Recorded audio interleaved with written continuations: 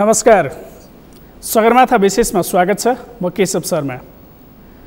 आयुर्वेद पूर्वीय दर्शनमा आधारित चिकित्सा पद्धति हो। आयुर्वेद नेपालको मौलिक एवं प्राचीन चिकित्सा पद्धति हो। 5वटा आधारभूत तत्त्वहरू पञ्चमहाभूतले यो ब्रह्माण्ड बनेको छ। ब्रह्माण्डमा भएका मानिस, खाना, औषधि, यिनै 5 आधारभूत तत्त्वहरू पञ्चमहाभूतले बनेका हुन्छन्। आयुर्वेदको शरीर क्रिया विज्ञान अनुसार हाम्रा शरीर 3 दोष, 7 धातु र 3 मलले बनेको हुन्छ। यी घट्दा वा बढ्दा रोग लाग्ने र यथावत हुँदा स्वस्थ रहन्छ भन्ने आयुर्वेदको मान्यता छ।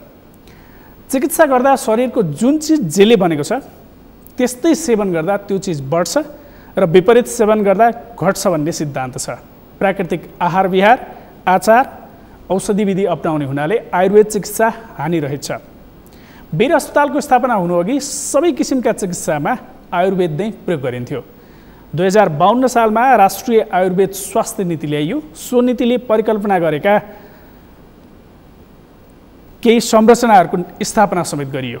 हरेक वर्ष नेपालबाट अमूल्य र दुर्लभ जडीबुटी ठुलो आयतनमा बेचिने गरेका छन्। नेपालका विभिन्न भागमा त्यहाँका जडीबुटीहरू पर्याप्त छन्। नेपालभित्र सिंहदरबार, वैद्यखाना लगायत अनेक प्रतिष्ठित र विज्ञ आयुर्वेद संस्थाहरूले प्राचीन स्वास्थ्य विज्ञानको यो महत्त्वपूर्ण विधालाई जीवन्त राखेका छन्।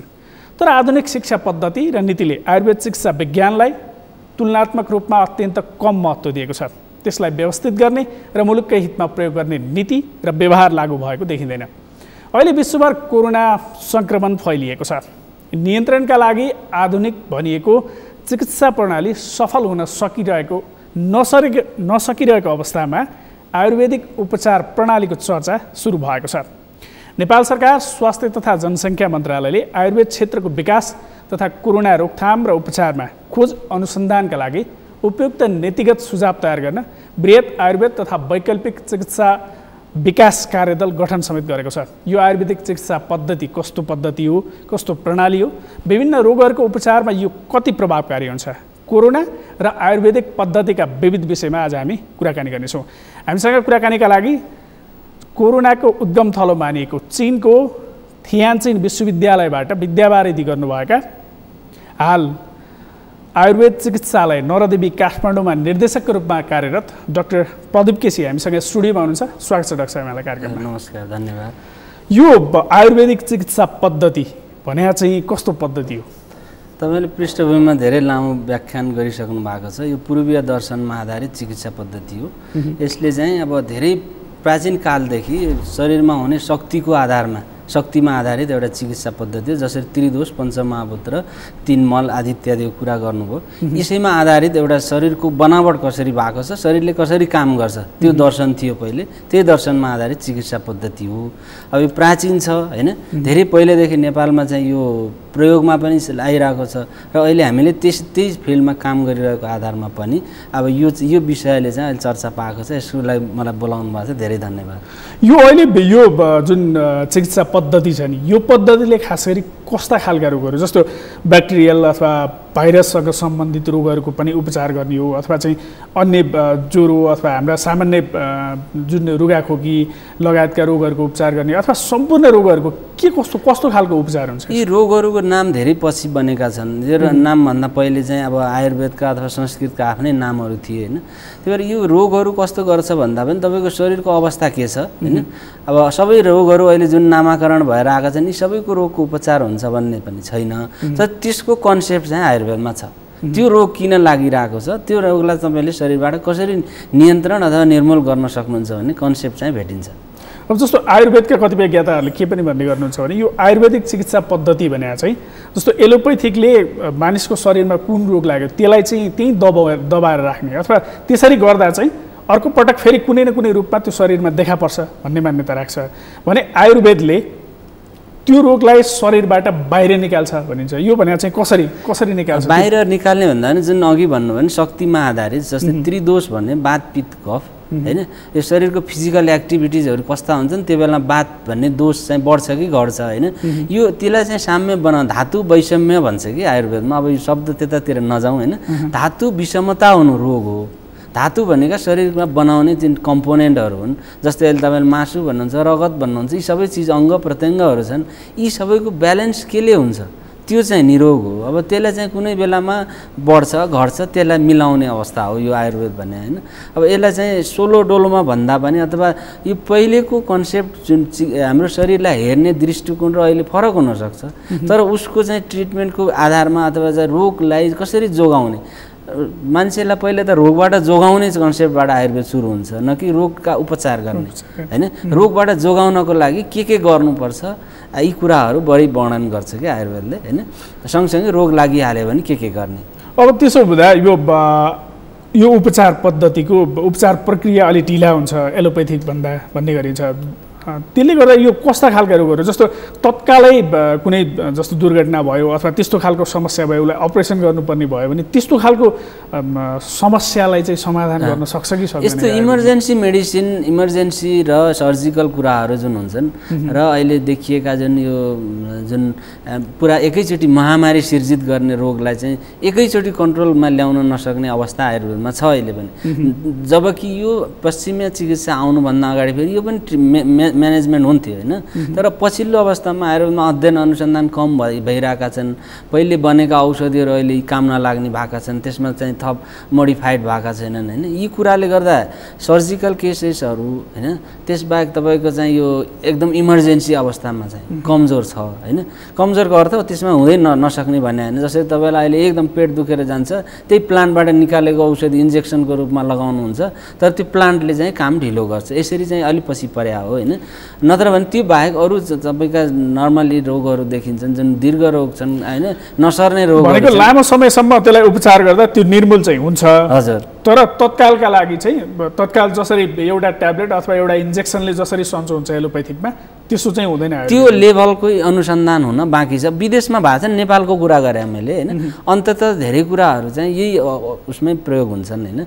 प्लान्टमै आधारित रिसर्च भएका एक्सट्र्याक्टहरू, इन्जेक्टेबल फर्मका क्याप्सुलहरू, यी सबै कुराहरू विदेशमा छन् होइन। तर नेपालमा त्यो अवस्थामा पुगेको छैन भन्न खोजेँ। तपाईँ चीनमै यो विद्यावारिधि सकाएर नेपालको यो आयुर्वेदिक अस्पतालमा कार्यरत हुनुहुन्छ, आयुर्वेदिक चिकित्सालयमा। खास गरी यो भाइरसका सन्दर्भमा अहिले जुन त्रास छ नि आम मानिसमा, एक खालको त्रास पनि छ, यति मान्छे सङ्क्रमित भए, यो भए, कतिको यो त्रसित हुन कति आवश्यक छ? यो त्रसित वास्तवमा मनोवैज्ञानिक त्रास हो होइन। तपाईँले यो कुरा फिल्डमा जानु अझै देख्नुहुन्छ होइन। हामी त्यो बिचबिचमा काममा बाहिर जाँदाखेरि मानिसहरूले चाहिँ हामी नजिक पऱ्यो भने मानौँ कि म भनेको भाइरसको पोको लिएर आएको मान्छे हो भन्ने खालको उहाँहरूको नजर हुन्थ्यो। यो मानिसहरूमा के भन्दा यो प्रचारहरू गर्दा भाइरसको तपाईँको एउटा फिगर बनाइदिनु भएको छ होइन। अरू भाइरस कस्ता हुन्छन् नेपालीलाई थाहा छैन, तर त्यो कोरोना भाइरस भनेको त्यो टुप्पो टुप्पो निस्केको तिखा तिखा चुच्चा नि यो सबैको मानसपटलमा गयो। र विदेशमा पनि के भयो भन्दा मानिसहरू मरेका, सडकमा आएका, यी सबै कुराहरू देखाइयो। देखाएपछि यो संसारमा सबैभन्दा चाहिँ महामारी ल्याउने भाइरसै यही रहेछ भन्ने एक प्रकारको छाप पर्यो। र यी भाइरसहरू भनेका मैले तपाईँलाई इतिहास भनिहालौँ, धेरै पुराना चिज, प्रकृति जहिलेदेखि चाहिँ भाइरस पनि मेला लाग्छ होलान्। र यो कोरोना भाइरसकै चर्चा गर्नुहुन्छ भने 1930मा पहिलोचोटि देखिएको, यो पनि एनिमल्समा। 1960मा आएर यो भाइरस मान्छेमा बल्ल देखिएको हो। यो अमेरिकन वैज्ञानिक, ब्रिटिस वैज्ञानिकहरूले पत्ता लगाएका हुन्। भने 1960देखि त भाइरस त पृथ्वीमा छ, त्यसले आफ्नो रूप बदलिरहेको छ। कहिले त्यो एकदम पावरफुल भएको छ, अहिलेको अवस्था लगभग त्यो होला। अब तर यो भाइरस चाहिँ अहिले भर्खरै आएको हो भनेर आत्तिएर डराएर रुम कोठाभित्र लुक्दैमा हामी यसबाट बच्न सक्दैनौँ। भनेको भाइरस त जीवित चिज हो होइन? भाइरस जीवित चिज होइन, यो मरेको भन्दा आफैमा लाइफ छैन, आफैमा लाइफ छैन। तर चाहिँ भाइरस कुनै न कुनै रूपमा रहिरहेको थियो। त्यसो भनियो भने यो जुन सङ्कट छ नि, सङ्कट अहिलेको कोरोनाले निम्ताएको सङ्कट, त्यो जसरी बसिरहेको थियो त्यसलाई मानिससम्म फैलाउन यो सङ्कटको सिर्जना मान्छे आफैले गरे हो भन्ने? त्यसो भए मानिस सिर्जित त हो नै यो होइन। मानिसहरूले अब यो विदेशतिर अब चीनमा चाहिँ यो ब्याट खाएर आयो भन्ने पनि ट्रोलहरू बने होइन। अथवा त्यो पेङ्गोलिन भन्ने अर्को चाहिँ एउटा कत्ले जनावर हुन्छ, त्यो खाएर आएको सरेको भन्छन्। त्यतातिर नजाउँ, त्यो वैज्ञानिकहरूले बिस्तारै पुष्टि गर्दै जान्छन्। यो मानिसमा अपर्चुनिस्टिक रूपमा कहिले आउने देखिने हुन्छ। यो जस्तै यो कोरोना भाइरस पनि यो 2002मा जुन सार्स बनायो, त्यस पछाडि अहिले दोस्रो रूप लिएको। यो 89% जति त लगभग सिमिल्यारिटी छ भन्ने पनि यसमा आइसकेको छ। यो भनेपछि प्रकृतिमा यो छ हैन, जसरी हावा छ जसरी पानी छ तपाईको पञ्चमहाभूत भन्नुभयो त्यो छ भने यो पनि छ। अब यो चिजले शरीरमा पस्नको लागि जुन अब त्यतातिर तपाईको क्वेसन हो भने यदि शरीरभित्र यो भाइरसहरू कोषभित्र प्रवेश गर्नको लागि लामो यात्रा छ हैन, त्यो लामो यात्राको बारेमा नेपालीहरू हामी धेरै अनभिज्ञ हुँला, किनभने हाम्रो त्यो विषय भएन। कुनै पनि फरेन बडिजहरू हाम्रो शरीरभित्र जानु, त्यो पनि कोषभित्र जानु, कोषभित्र गएर पनि त्यसले चाहिँ न्युक्लिक एसिडहरूसम्म डिएनएसम्म जिनसम्म पुग्नको लागि बाटो लामो छ। त्यो बाटो लामो हुँदा मैले यो क्वेसन चाहिँ कहाँनिर जोड्न खोजेँ भने जस्तो शरीरमा बनेका ती जे चिजहरू छन् त्यसमा तलमाथि हुँदा मान्छेलाई रोग लाग्छ अथवा चाहिँ मान्छे सङ्क्रमित हुन्छ भनेर भन्यो भने यो सङ्क्रमणले आयुर्वेदिक भाषामा मान्छेको शरीरले चाहिँ कस्तो प्रतिक्रिया देखाउँछ? प्रतिक्रिया कस्तो भयो भन्दा जस्तै इन्फेक्सन हो, यो इन्फेक्सन हुने बित्तिकै ज्वरो आउँछ, यो सामान्य कुरा हो। किनभने कुनै बाहिरी चिज तपाईँको शरीरभित्र प्रवेश गरेको छ, त्यो चाहे ब्याक्टेरिया होस् चाहे भाइरस हो हैन। भाइरसहरू किन यस्तो अवस्थामा आएका हुन्, महामारी किन फैलाइरहेका हुन् भन्दाखेरि यिनीहरूले चाहिँ रूप परिवर्तन गरिरहेका छन्। जुन 2002मा भएको रूप अहिलेसम्म मिल्दैन भन्ने कारण, अब रूप परिवर्तन हुन्छन् अनि उनीहरूको आफ्नो साइन सिम्पटम पनि परिवर्तन हुन्छन्। यो चाहिँ मान्छेमा आउँदाखेरि उनीहरूको म्युटेसन के हुन्छ हैन, त्यो आधारमा यिनीहरू चेन्ज भएको हुनाले औषधिहरूले काम नगर्लान् अथवा अध्ययन अनुसन्धान नपुग्ला। तर यसबाट बच्नको लागि त हामीसँग इम्युन सिस्टम त छ नि हैन, जसलाई तपाईँले आमा बुवाबाट तपाईँले केही लिएर आउनु भएको छ, यो पृथ्वीमा जन्मेपछि यो हावापानीले तपाईँमा केही ल्याएको छ र खानपानले गर्दा तपाईँमा एक प्रकारको एक्वायर्ड इम्युनिटी छ। अब यो इम्युनिटी भन्ने चिजले तपाईँको यसलाई प्रतिरोध गर्न सक्छ भन्ने यत्रो आफूसँग भएको शक्तिलाई तपाईँले अन्दाज गर्नुभएको छैन।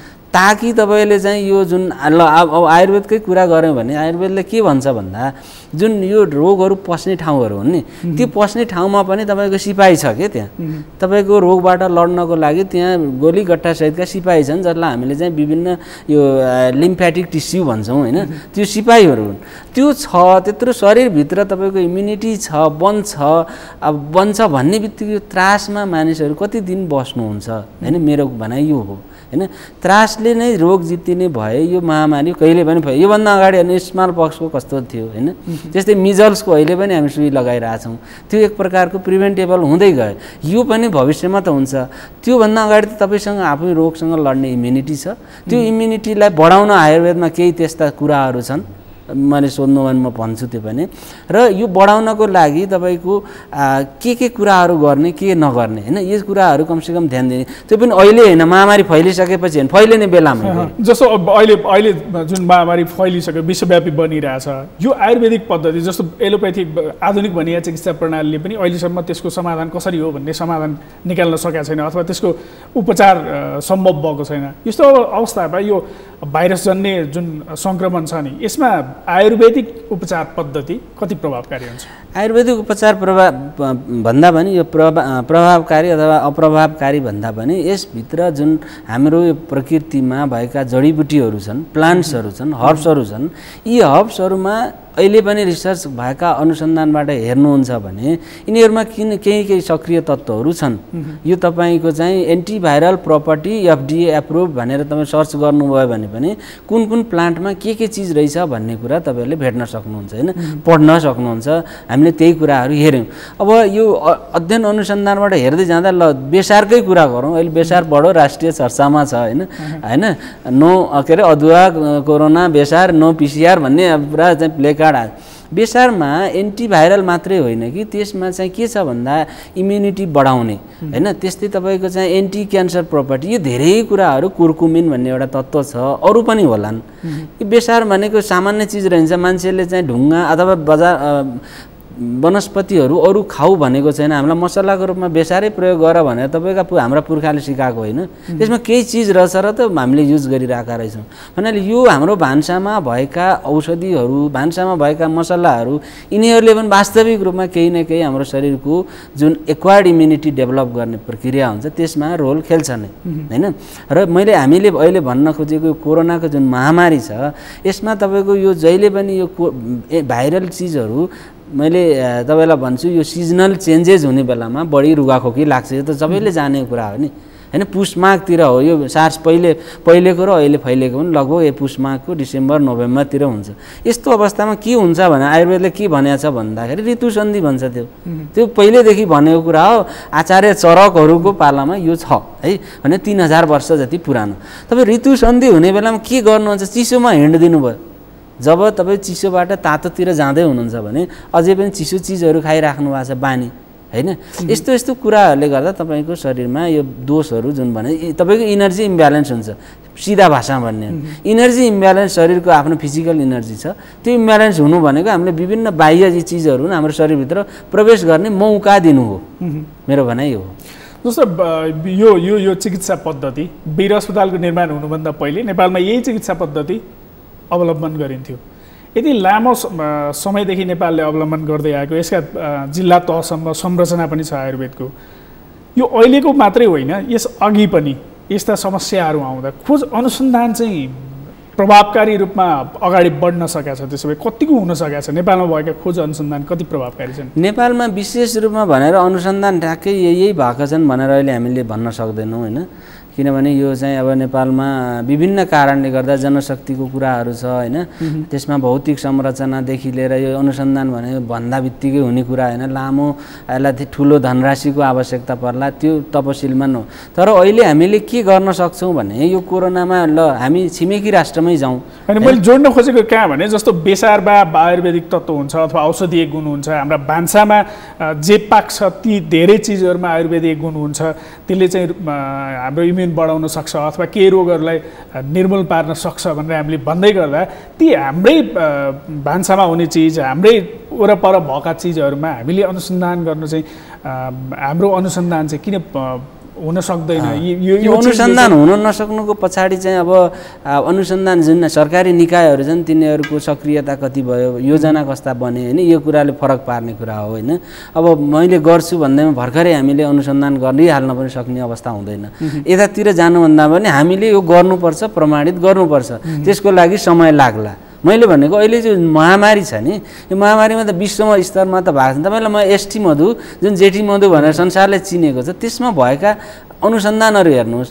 अहिलेसम्म यो एन्टिभाइरल प्रपर्टीमा प्लान्टहरूको के रोल छ भने लगभग 3वटा लेभलमै रिसर्च भएका छन्। एउटा भनेको के भन्दा हाम्रो चाहिँ जुन भाइरसहरू शरीरमा छिर्दा जुन रिसेप्टरले काम गर्छ सेल एल्भेओलाईहरू लङ्सको फोक्सोकोमा हुने जुन सानो कोष हो एल्भेओलाई भन्छ त्यसमा रिसेप्टर हुन्छ त्यो भाइरसलाई तान्ने प्रक्रिया त्यसलाई ब्रेक गर्छ भन्ने प्रमाणित छ। त्यो प्रमाणित भएको कुरालाई त हामीले अनुसरण गर्न सक्छौँ नि त। अब हाम्रो लेभलबाट गरिरहेछौँ। जस्तो हाम्रै पनि अहिले जस्तै कोरोनाकै सन्दर्भमा पनि इम्युन बढाउन प्रदेश नम्बर 1 लगायतका केही ठाउँहरूमा केही जडीबुटीहरू दिन थालियो भनिएको छ होइन। चीनमा पनि आयुर्वेदिक औषधिहरूको प्रयोग चाहिँ सुरु गरिएको छ भनेर समाचारहरू आइरहेछन् अहिले। तपाईँ त चीनमै अनुसन्धान गरेको मान्छे यसका विषयमा हाम्रोभन्दा बाहिर जस्तो छिमेकी मुलुक भारत चीन लगायतका ठाउँहरूमा यो सङ्क्रमणसँग जुझ्नका लागि त्यस्ता भएका अथवा हामी त्योसँग निकट पुग्न सक्ने यो आयुर्वेदिक औषधिले चाहिँ यो सङ्क्रमण हराउन सक्छ भनेर त्यसरी भएका केही अनुसन्धानको बारेमा भन्नुहुन्छ प्रशस्त अनुसन्धान छन्। अनुसन्धानको मात्रै नभन्नु चीनमा भनेको आयुर्वेदको भन्दा पनि चीनका आफ्नै जडीबुटी प्रयोग गर्छन्। उनीहरूको ठुलो रिसर्च हुन्छ त्यसमा होइन। लाखौँ अर्बौँका प्रोजेक्टहरू छन्। एउटा प्लान्टको एउटा मोलिक्युलमाथि रिसर्च भइरहेका छन्। त्यहाँ पनि नजाउँ। उनीहरूको चीनमा जुन हामीले त्यहाँ प्र्याक्टिस गर्दाखेरि उनीहरूले सबैभन्दा बढी प्रयोग गर्ने केही जडीबुटीको नामबाट म भन्छु नेपालमा पनि पाइन्छ। त्यो जेठी मधु मैले भर्खरै भन्दै थिएँ होइन। एसटी मधु नचिनेको को होला? एसटी मधुको बारेमा रिसर्चहरू धेरै छन् होइन। उनीहरूको चाइनिज हर्ब्समा पनि युज हुने यो। अर्को चाहिँ सोमलता भन्छ हामीले प्रयोग गर्छौँ। उनीहरूले माखवाङ भन्छ। यी नामहरू भन्दाखेरि नबुझ्नु होला। जियोस् उनीहरूकोमा सबै हुने चाहिँ प्लान्ट हाम्रोमा नहोलान् तर त्यो काम गर्ने प्लान्ट्सहरू हामीसँग छन्।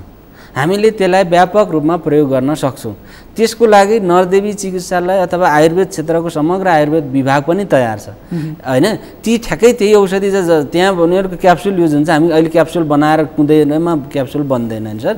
अनि अनुसन्धानको पाटो अर्को के हो भन्दा जुन अघि मैले भने यो अब त्यति भित्र पनि नजाउँ होइन। जुन भाइरसहरू रिप्लिकेट गर्नलाई भाइरसको भित्र एउटा प्रोटिन हुन्छ जसलाई प्रोटिएज भन्छ। यो इन्जाइम हो। अब प्रोटिएजलाई रिप्लिकेसनलाई रोक्नको लागि पनि अहिले भर्खरै इन्डियामा भएको विथानन अश्वगन्धामा भएको अध्ययन हो। यो धेरै ठुलो तहलका मच्चाएको छ। अब कतिसम्म WHO ले त्यसलाई गर्छ भने तपसिलको होला, तर उनीहरूको आफ्नो अनुसन्धानले नतिजा के देखाएको छ भने तपाईँको जुन भाइरसको प्रोटिएज हो होइन, यो भाइरसहरू पढ्नेले धेरै भन्नु होला, तर हामीले थोरै मात्रै त्यसको आवश्यक कुरा भन्दाखेरि भाइरसलाई 2 बाट 4, 4 बाट 10 बनाउने यसरी रिप्लिकेट हुनेलाई प्रोटिएज भन्ने एउटा इन्जाइम चाहिँदो रहेछ।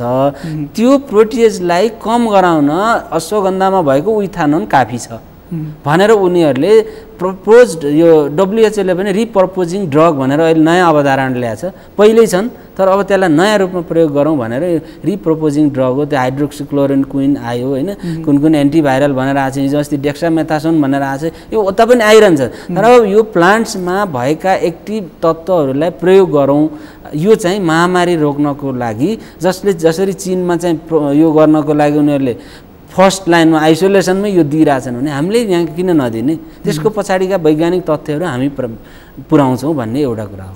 अब जस्तो एलोपेथिकमा आइरहेछ भन्दा आयुर्वेदमा पनि त्यस्तो आइरहेछ, जस्तो कुन यो औषधिले ठिक पार्छ भन्ने दाबी होइन, होमियोप्याथी औषधिहरूको बिक्री वितरणै सुरु भएको छ। यो चाहिँ के हो? यो एकदम नराम्रो पक्ष। हेर्नुहोस्, होमियोप्याथिक औषधि, म होमियोप्याथीको विरोधी होइन होइन, किनभने कसैको विरोध गर्दैमा आफू राम्रो भइँदैन। तर होमियोप्याथीको एउटा चाहिँ जुन के भन्छ आर्सेनिकम एल्बम 30C भन्ने आएको छ, यो औषधि उहाँहरूको प्रपोजमा विभागले निकालेको प्रोटोकलमा आएको छ है। आएको छ भन्दैमा त्यहाँ प्रष्ट रूपमा डक्टरको सल्लाह अनुसार आर्सेनिकम एल्बम मलाई लाग्छ त्यो डायरियाहरूमा आर्सेनिक टोक्सिसिटीमा प्रयोग भइरहेको औषधि थियो। तर अहिले 81 यो चाहिँ फेरि पुरा मार्केटेडमा यो कोरोना प्रोफाइलाक्सिस भनेर आएको छ। त्यो त्यसरी जानु हुँदैन थियो होइन। जसरी आयुर्वेदका औषधि जसले जे भन्नुभएको छ त्यो पनि म एडभोकेसी गर्दैन, तर प्रमाणित भएका कुराहरूलाई जुन हामीले पहिलेदेखि आजभन्दा 300 वर्ष अगाडि सिंहदरबार वैद्यखाना बन्यो, त्यो वैद्यखानाले चाहिँ आफ्ना पनि एउटा कुनै कम्पोजिसन बनायो। एउटा तपाईँलाई सानो एक्जाम्पल दिन्छु, ज्येष्ठ बासादी भन्छ है, यसमा असुरोको पात मेन इन्ग्रिडियन्ट छ, त्यो बाहेक अरू 11वटा द्रव्यहरू छन्, प्लान्ट्सहरू छन्। यस्तो राम्रो कम्बिनेसन भएको चिज जुन नरदेवीले बाँडिरहेको छ भने यो चिजलाई आइसोलेसनसम्म किन नपुर्याउने? गुडुची भनेर अहिले त गुडुचीका को जुन यो चाहिँ के भन्छ टिनोस्पोरा हो, यो प्लान्ट हो होइन, सबैले चिन्नु भएको छ।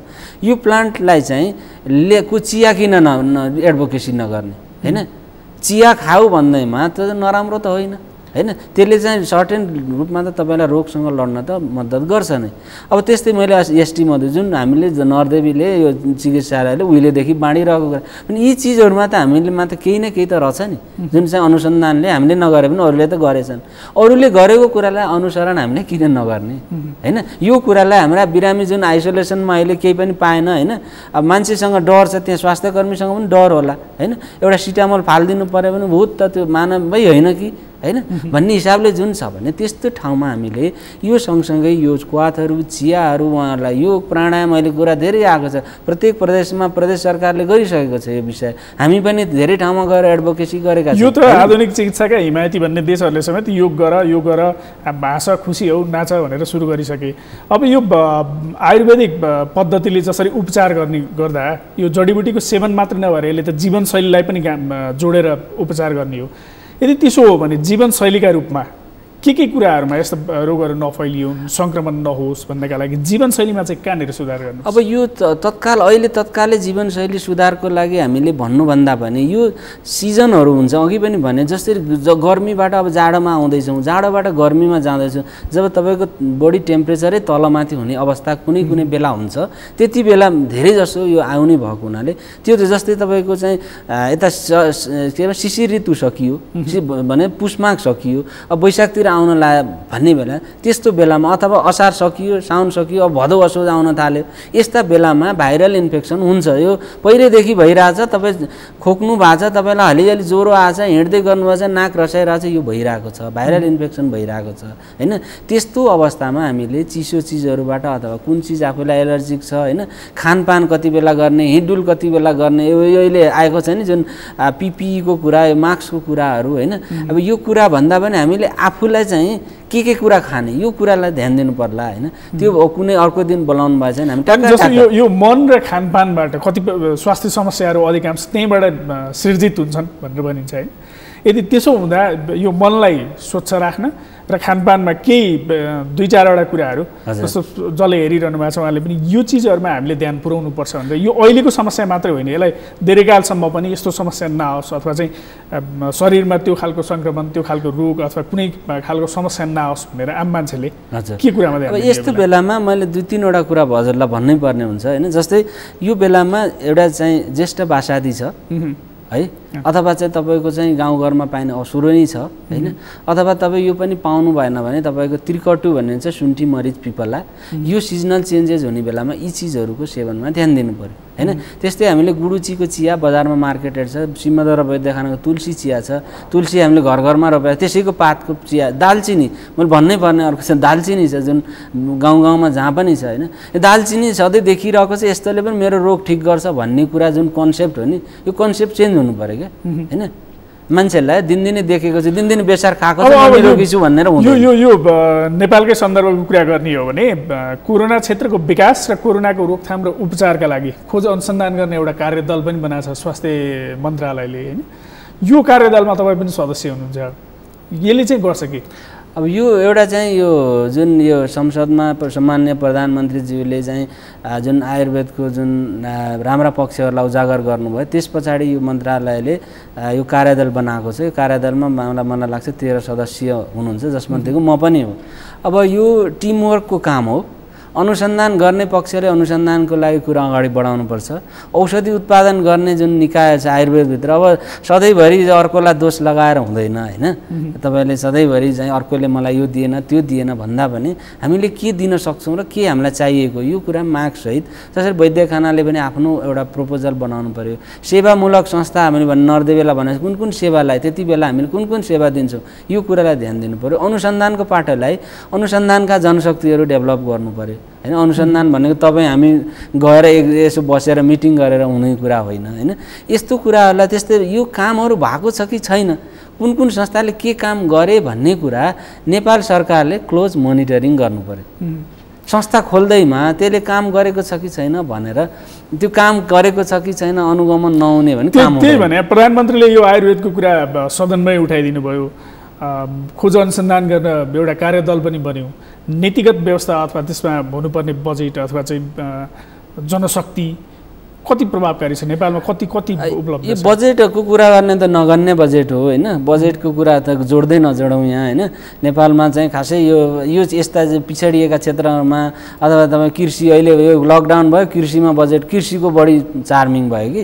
अब यस्तो कुराले मात्रै यो हुइममा आएर होइन यो यो यो चिजलाई विकास गर्छु भनेर हुँदैन। वास्तविक आवश्यकता के हो? नेपालको वास्तविक आवश्यकता कृषि हो भने कृषिमा कसैले भने पनि महामारी आए पनि नआए पनि बजेट हुनु पर्यो। नेपालको आफ्नो मौलिक चिकित्सा हो र विभिन्न रोगमा नसर्ने रोगदेखि यस्ता महामारीमा यस्ता आयुर्वेदका अथवा जडीबुटीका रिसर्च गरेका प्लान्टहरू तिनीहरूको एक्सट्र्याक्टहरू हुनसक्छ भन्ने हाम्रो आवश्यकता हो भने यतातिर मनज्ञ बजेट हुनु पर्यो होइन। जनशक्तिको विकासमा पनि जनशक्ति पनि सरकारले ला भनेर आउने होइन कि हामीले यो क्षेत्रमा लागेका मान्छेले जनशक्ति विकासको प्लान बनाउनु पर्यो। संरचना त छ नि है, संरचना छ, तपाईँको हार्डवेयर छ, सफ्टवेयरको पार्ट भर्नुपर्ने छ। यो सफ्टवेयरको पार्ट भर्नलाई एकैछिनमा महामारीले यस्तोले होइन कि हाम्रो प्लान वेमा योजनाबद्ध रूपमा होइन त्यसको लागि चाहिने पैसा कति लाग्छ यो सबै सरकारलाई चाहिँ अर्थ्याएर त्यस पछाडि बल्ल यो गऱ्यो भने 10 वर्ष पछाडि यसको केही आउटकम आउँछ।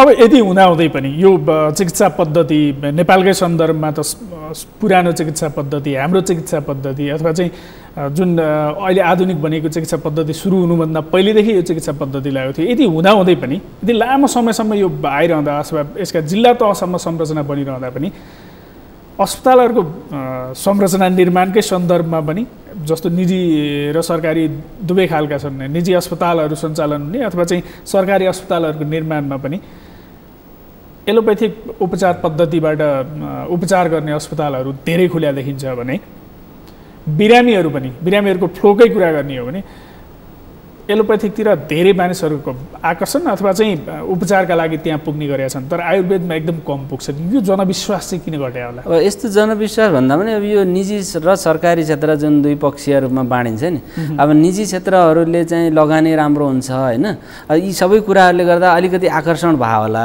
आयुर्वेदमा त्यस्तो निराशा चाहिँ मान्छेमा होइन होइन, आयुर्वेदप्रति जनविश्वास छ। तर मात्रै हामीले के दिन सकेका छैन भने हेर्दा आकर्षक, खाँदा चाँडो काम गर्ने प्रभावकारी होइन र विश्वसनीय यो कुराहरू सेवा दिन नसकेको कारणले गर्दाखेरि अलिकति खस्केको अवस्था हुन सक्छ। भनेको आम मानिसलाई चाहिँ अथवा जो बिरामीहरू हुन्छन् उनीहरूलाई चाहिँ तत्काल त्यो जुन आफूलाई समस्या छ त्यो समस्याबाट निर्मूल हुनुपर्ने भएको हुनाले मान्छेहरूको आकर्षण एलोप्याथिकतिर बढ्यो हो। छिटो छरितो चाहिएको छ, छिटो छरितो तपाईँ सबै समाधान होइन कि यो कुरा पनि अब जनताहरूले बिस्तारै आउने जनचेतना मार्फत आउने, छिटो छरितो मात्रै गर्ने भने तपाईँ त एकैचोटि चाहिँ सबै कामहरू गरे भइहाल्थ्यो नि होइन, त्यो होइन। छिटो छरितो मात्रै होइन कि त्यसले कति प्रभावकारी बल्झने अवस्था होला होइन, यी सबै कुराहरू तपाईँलाई अरू साइड इफेक्ट केही ल्यायो कि एकातिर खानु भएको छ त्यो मान्छेले त्यो आफ्नो घटेको अर्कोतिरको त मान्छेलाई थाहा हुँदैन नि त आम नागरिकलाई। यस्ता कुराहरू सबै कुराहरू थाहा नभएको अवस्थामा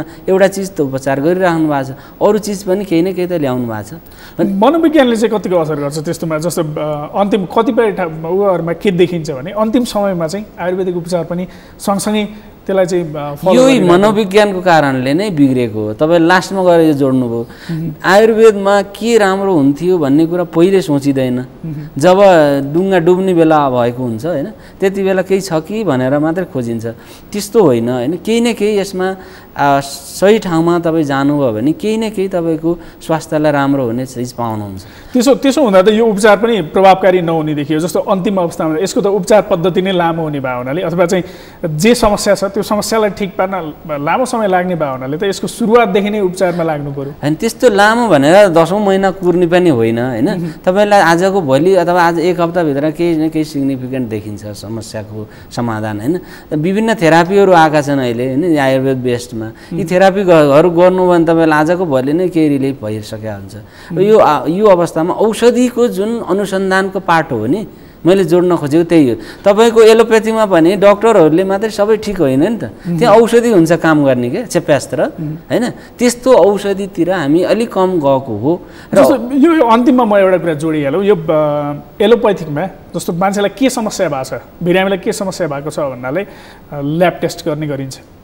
आयुर्वेदमा कसरी पत्ता लगाउने मान्छेलाई के समस्या छ? जस्तो ज्वरो नै आएको होला तर त्यसलाई कोरोना हो कि होइन अथवा अरू कुनै कारणले ज्वरो आइरहेको कि यसो आयुर्वेद र एलोप्याथिक बिचको समस्या भने समस्या त नभनौँ, मेन भनेको जड भनेको यही हो।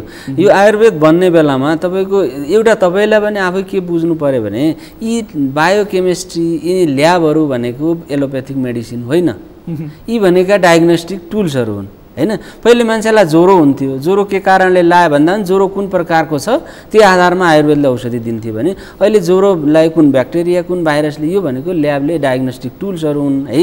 अब यो तपाईँको यो मैले सिकाउने भन्दा भने हाम्रो समय सकिएको छ, यहाँसम्म आएर हामीलाई समय दिनुभयो यसलाई धेरै धेरै धन्यवाद। यो सगरमाथा टेलिभिजनलाई पनि मलाई यो बोल्ने मौका दिनुभएकोमा धेरै धेरै धन्यवाद।